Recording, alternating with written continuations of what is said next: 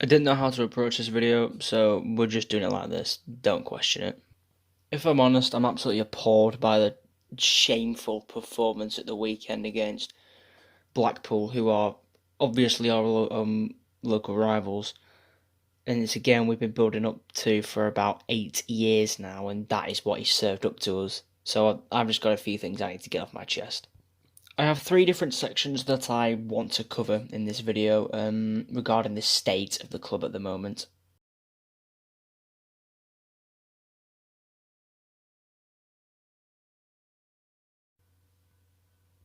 I hate throwing managers under the bus, I really do. I try to give them as much time as possible, especially when they get off to the start that McAvoy did, but Saturday has just proved that Frankie has to go, unfortunately.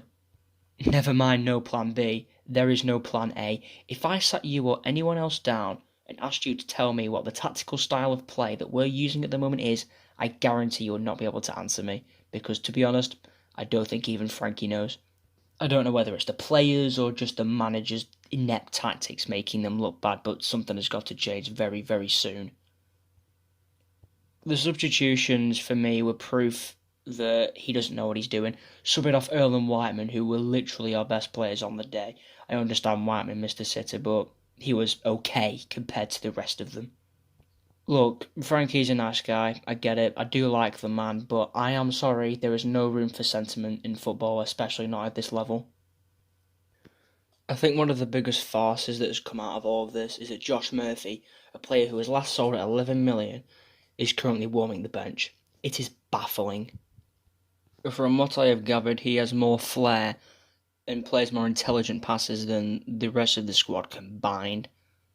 But unfortunately, Frankie's stubbornness will not allow him to play due to his obsession with playing five at the back, which isn't working and frankly never has done. Thing is with Josh Murphy, it's turned into an Anthony Gordon situation in the sense that he's probably by far and away one of the better players in the squad, but he's not playing because he doesn't fit the system. It's just ridiculous, really, when you think about it. It's just stupid too because we have some decent options on the wing.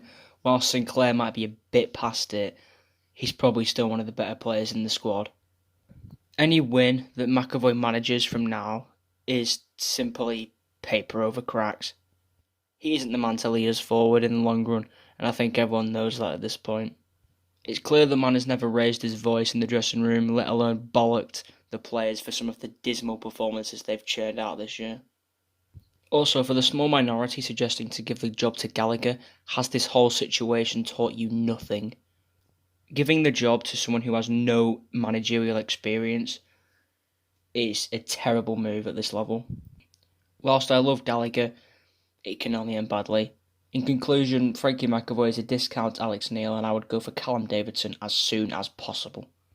I think it's a realistic appointment that makes sense. Since we saw McCann from him, I think it'd only encourage Callum to join as well. If not Davidson, then Gareth Ainsworth or Neil Harris for me.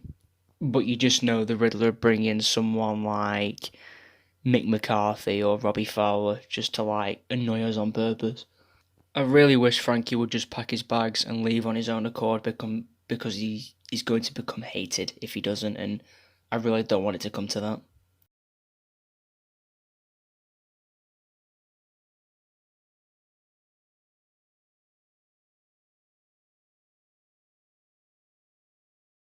I know a lot of people are going to have a go at Brown for the end of the match where it all booted off, but you know what? Good on him. I don't blame Alan for kicking off at the end of the match. The amount of shit that referee oversaw from those cheats in this shit show of a match, and then Maguire's just been booted in the back of the ankle. Frankly, my head would have gone too. And if I'm honest, that's the only bit of passion that was actually shown all day.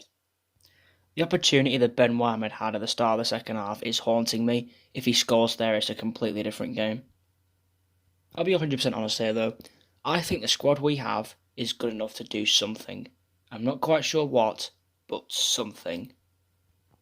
If Emil Reese was being managed by a manager who knew his arse from his elbow, he would be on fire. He usually needs about 2-3 chances to score, but the lad can finish, and that's all that we need, to be honest. Going back to Maguire, I think the lad is a key component in our side, if I'm honest with you. It's something you might not want to hear, but he is. Granted, his finishing can be worse than Ali Dia on a good day, but his all-round play is something to admire. Right, the point I'm trying to make is that the squad that we have at its core is not bad. We have players like Daniel Everson, Sepp van den Berg, Patrick Bauer, Josh Earl, Ben Whiteman, Ryan Ledson, Ali McCann, Josh Murphy, Scott Sinclair, Sean Maguire, Emil Rees. Every one of those players I've just mentioned are more than good enough for this level, in my opinion. Just with the players that we have, including those, we should be doing much better than we are. But whilst we do have those good players, they can also be weighed down by some other ones in the squad who, for me, would struggle at League 2 level. And I just don't want to see them in a Preston shirt ever again. I won't name names, but you can probably guess a few of them. For me, the signings that we've made this season have been good, but we're not utilising them well enough. Signings like Ali McCann and Matthew Olasunde were the highlight for me. They suit us, and they're very, very intelligent signings. And I know that they've not been fully fit, but the lack of updates on their fitness is what annoys me. Especially since Olasunde was meant to be fit a week ago, yet during the Blackpool game he was in the away end. The signing of Jamie Thomas is one that really puzzles me though. Just disregard what you think of signing players at Bamber Bridge. He showed promise in pre-season, and then nothing. Same can be said about Rodwell Grant. For me, he should be getting a chance, not getting shipped off to Bamber Bridge for Christ's sake. We really should have learned from our mistake we made with Tyrese Dolan to take youth seriously. If players like Rodwell Grant, Lewis Lee, Ethan Walker, Lewis Coulton, etc. don't get chances in the first team, then I'll be absolutely furious.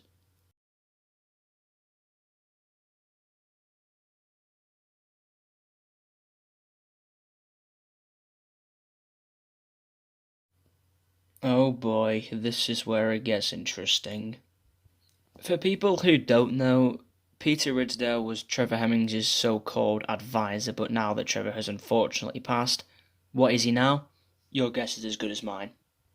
But the point is, he's been making decisions for the higher-ups for a while now. You know, who comes in as manager, and word has it he actually sorts out potential signings as well. I remember an interview he did not too long ago where, despite our obvious striker problem for the past few years, he said we have brought in a sufficient amount of quality there in the last few years. I mean, yeah, we should thank him, right? Especially when he brings in legends like Owen Doyle and Stevie May, not to mention that we replaced Greg Cunningham with Greg Cunningham, but I digress.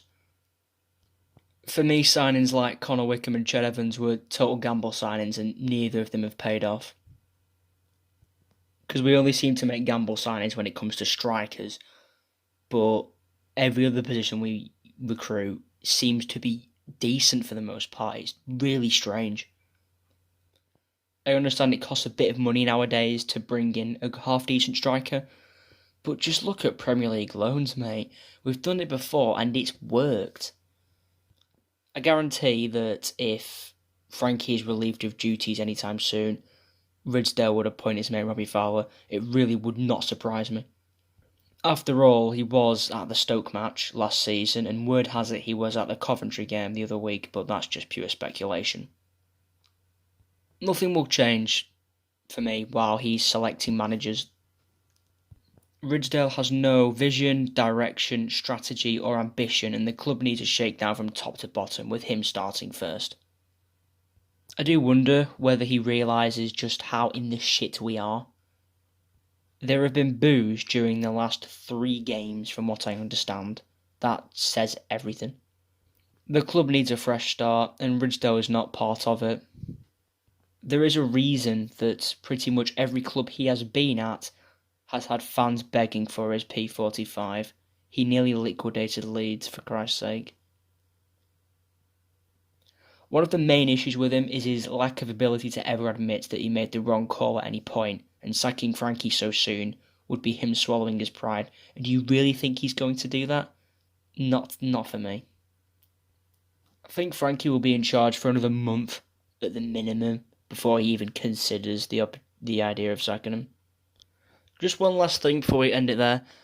To all the people who want Alex Neil back, because I've actually seen that, believe it or not. He had Anthony Gordon on the bench. That in itself should have been a sackable offence. And yeah, that's all I've got to say. See ya.